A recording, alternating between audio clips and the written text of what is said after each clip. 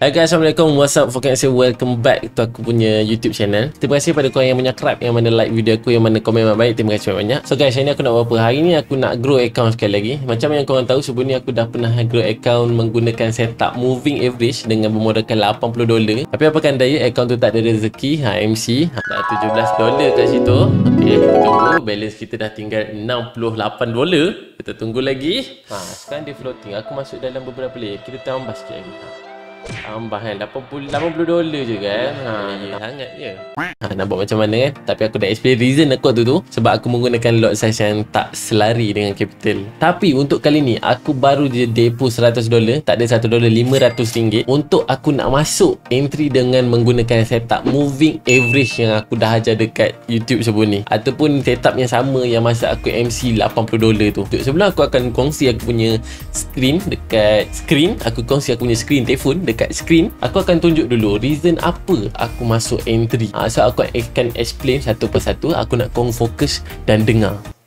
Macam yang korang tahu, aku nak masuk entry based on setup moving average. Okay, so kenapa? Apa reason aku masuk sell? Yang pertama sekali, aku explain satu persatu. Yang pertama sekali, aku ambil resistance dekat M15. Ni time frame M15. Pada yang tak nampak, mungkin yang tengah pakai telefon Lenovo ke Alcatel ke, kita tak tahu. So ini adalah time frame M15 untuk gold. So kat sini korang boleh nampak ada resistance kecil, rejection as a shadow. Shadow pun as a resistance juga. Apa yang aku nampak bila price masuk ataupun lalu ke resistance ni, apa yang aku nampak, tak ada momentum ataupun pressure buyer yang kuat untuk ditembus this level resistance untuk time frame M15. Itu yang pertama. Yang kedua, bila price sampai je dekat resistance M15, price keluar doji. Price from doji as a neutral price. Itu yang kedua. Fokus ni aku nak explain satu-satu ni. Yang ketiga, aku pasang moving average. Moving average MA5 dan moving average 15.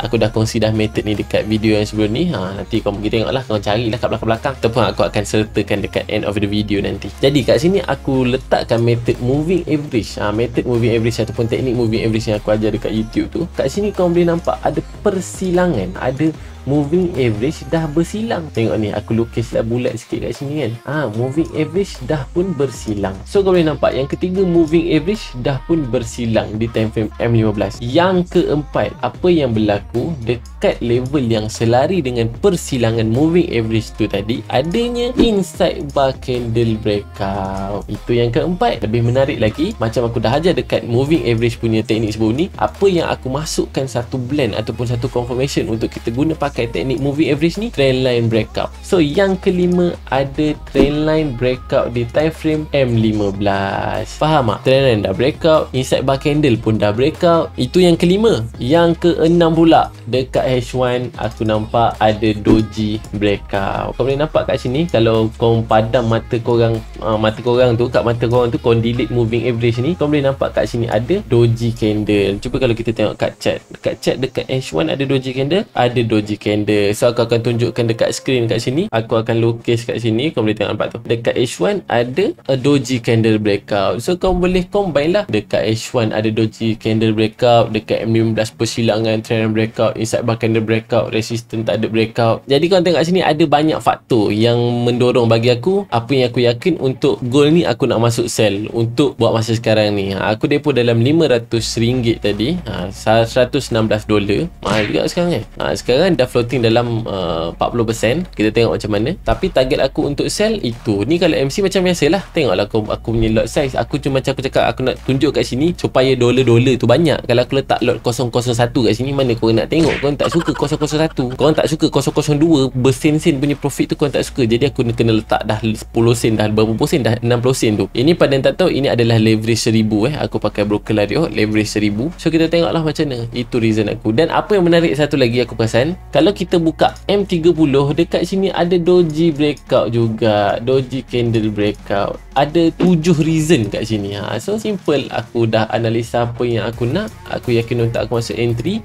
Ada pula moving average punya setup, aku masuk je. So tak perlu nak lebih-lebih sampai nak tengok itu ini. Sedangkan kalau tengok itu ini pun nak baca itu ni, korang tetap nak cari teknik pucuk akar, shadow entry, depo $30, lepas tu lot size macam depo $500,000. Susah juga, tak kena. So masuk yang simple-simple je. Ada setup yang basic, as a basic knowledge yang korang faham, yakin nak masuk entry, masuk je. Tak payah fikir panjang. Kerja kita hanya analisa yang membuatkan apa reason kita nak masuk entry. Selebihnya price buat kerja, itu kerja dia. Kita tak ada kuasa nak kawal-kawal je. Kita masuk, biar dia jalan. Dia nak pergi SL ke, dia nak pergi TP ke, itu dia punya kerja. Kerja kita analisa untuk meyakinkan kita punya reason nak masuk entry. Ada faham? Ada faham? Itulah next part dia adalah menunggu. Sabar. It's a waiting game. Menunggu sesuatu yang sangat menjaminkan bagiku ada peluang. InsyaAllah boleh dapat ni. Tapi kat sini ada double V.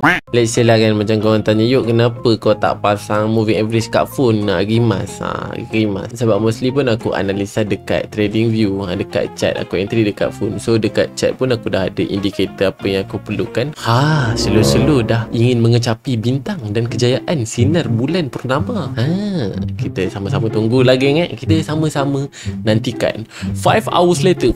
Sekejap geng, aku tarik balik 5 hours later tadi. Let's say lah kalau korang tanya, macam mana kalau kita dah masuk, kalau moving average dah bersilang, doji candle dah breakout, resistance tak berjaya ditembusi, trendline pun dah breakout, SL nak letak mana you? SL dengan TP. Ni memang soalan yang paling kerap aku dapat. Mesin ni aku nak tunjuk. Okay, so kalau korang dah dapat macam tu, sebenarnya benda tu fleksibel. Katakanlah korang entry kat sini kan, dia dah breakout trendline, dia dah breakout doji, dia dah bersilang ni apa semua, membuatkan benda tu kau entry dekat M15. Weh, ni dah bersilang ni, dah breakout inside bar candle ni, dah bersilang lah apa benda segala macam lah. Kau entry kat sini. Untuk level stop loss, kau kira lah kau punya risiko. Kalau nak ikutkan aku kat sini, aku tak boleh nak kira lah, sebab aku pun dah memang full margin kat situ. Jadi kat sini kalau kau masuk, ambil lah atas ni. Sebab apa? Ini high candle yang untuk inside bar candle tadi. Ambil kat sini 25 pip. Ok, genapkanlah 30. Ataupun nak lagi sedap, ambil atas resistance ni 39. Genapkan 40, 45 kan, bagi ada gap sikit. Kena buat kiraan lah benda tu. Tapi mostly korang, depo macam aku cakap tadi, depo 30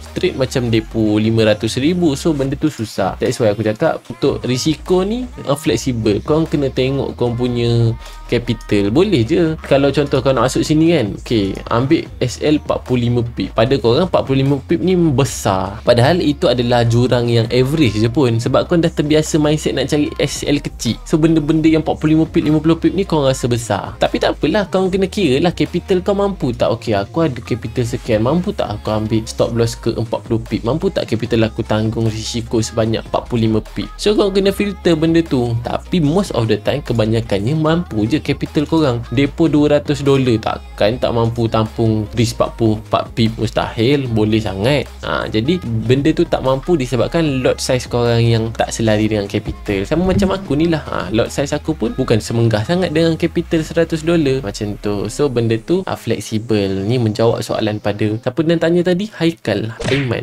Saya dah menjawab soalan. Many hours later. Okay guys, dia dah floating balik Dia dah floating balik $7. Nasib balik aku tarik balik aku punya 5 hours later tu. Inilah ya, pada kawan-kawan di luar sana yang nak trade tu, ingat, bukan sekali entry boleh terus beli sarapan pagi, makan malam, bayar monthly kereta, motor. Tak, awak kena tunggu. Kadang-kadang boleh sampai makan minit, jam. Hey guys, menengok setup tu dah slow-slow running profit dia tu macam wow, dah biru-biru lah guys. Kudaman junam tu. Wow, bateri low pun bateri low lah. Pergi jahanam sama bateri low. Konten aku yang lepas ni saja je lah kan, iklan sikit. Aku ada grow account $400 ke 1000 tu. Aku ada notice satu komen, dia cakap, oh macam ni je cara kau main-main. Kalau macam ni lah cara kau main. Lepas tu dia cakap apa aku dah lupa dia cakap apa. Tapi maksudnya dia seolah macam mempertikaikan cara aku tu bukannya aku tak ada reason, aku main hentam je. Tak, aku dah explain dah bang dekat video tu guys. Aku dah explain video tu, aku cakap okay, reason aku masuk sell gold ni based on pengalaman. Apa maksud aku pengalaman? Maksudnya aku sepatutnya masuk sell sebab aku nampak inside bar candle, tapi aku tak masuk sell, aku masuk the opposite. Sebab apa? Sebab kalau aku masuk sell based on dengan apa yang aku analisa tu, mostly apa yang aku nampak sebelum-sebelum ni dia tembus, so aku masuk buy. Faham tak? Jadi aku abaikan aku punya setup. Maksudnya aku blend, okay, based on apa yang sebelum ni dia tembus, jadi aku masuk buy. Bukannya aku main masuk analisa, oh okay nak buy. Tak bang, tak. Dekat video tu aku dah explain secara jelas dah. Mungkin pada anda yang tak faham, anda yang berotak separuh mungkin, so sila dengar betul-betul perkataan yang keluar daripada mulut ni. Okay, itu saja iklan saya. Macam biasa guys, macam konten sebelum ni, 100% kita close. 100% kita habis. Kita sabar, tak sabar, tapi harap emosi tak menguasai diri untuk nak hold sampai ke 200, 300, 400, 500%. Sekarang ni floating dalam 60% macam tu. Kita sama-sama nantikan. Dia dah susun nak balik dah. Itu normal, itu normal. Kena tunggu lagi mat. Tadi dah macam seronok dah sampai 80%, 70% dah. Okay, ni gold aku tengah floating merah dalam $20 macam tu. Tadi dah $70 profit. Lepas tu dia dah patah balik dah. Merah-merah $20. Kita sabar je lah. 5 hours later. Cepat. Aku nak 100% je. Cepat. Aku nak 100% je. Lepas tu aku tinggal lah sikit. Kalau kau bagi lebih, aku tinggal lah satu entry. Susah sangat tu kau nak bagi lagi 10 pip tu. Gold ni kalau 20 pip je. 20 pip 100%. Aduh, dia mainkan perasaan betul. Geng, inilah hakikat dalam trading ya. Aku ulang cakap, abah dia tu menguji keimanan betul. Sikit lagi 100%. Sikit lagi nak 100% kita. Lagi beberapa pip saja. 116. Boom. Gold 6 23 pip. Boom. Tu dia. Kita close dulu. Kita jangan tamak. Kita close dulu. Kat sini aku nak tunjuk aku dah broker 100%. Okay, kita tengok 83 tak cukup lagi. Okay, tak apa. Okay, dah cukup 100, tak apa. Kita tutup semua. Settle. Itu dia. Gold settle 100%. Daripada $116, profit $128. Itu dia. Alhamdulillah, syukur. Okay guys, kat sini aku nak explain balik reason aku masuk sell tadi. Resistance, doji form dekat resistance, and then ada inside bar candle breakout, and then selari dengan inside bar candle breakout tu ada moving average, dan moving average tu dikonfirmasikan oleh trend line breakout. So method ni aku dah ajar dekat video sebelum ni, dan aku masuk dengan apa yang aku dah ajar sebelum ni. So alhamdulillah guys, aku happy juga sebab signal tadi tu yang aku masuk tadi tu aku bagi juga dekat aku punya channel Telegram. Dan dah hit TP dah pun 25 pip. Pada siapa-siapa yang nak masuk ke channel Telegram aku, kau boleh klik je link yang ada dekat description. Okay, aku rasa itu saja. Aku dah kongsikan dah teknik ataupun konsep moving average dekat video sebelum ni. Buat latihan dan moga bermanfaat. Tak ada teknik yang win rate 100% all the time. Asyik nak menjadi keuntungan je dalam hari-hari trade korang. Tapi macam aku cakap tadi, at least kita analisa. Kau nak masuk entry dengan ada reason. Ada analisa yang meyakinkan kau kenapa kau nak masuk entry. Selebihnya biar harga jalan. So itu saja video daripada aku untuk kali ni. Kita jumpa dekat next video. InsyaAllah pergi ke kedai membelikan the stick. Go lah, all the best and Assalamualaikum.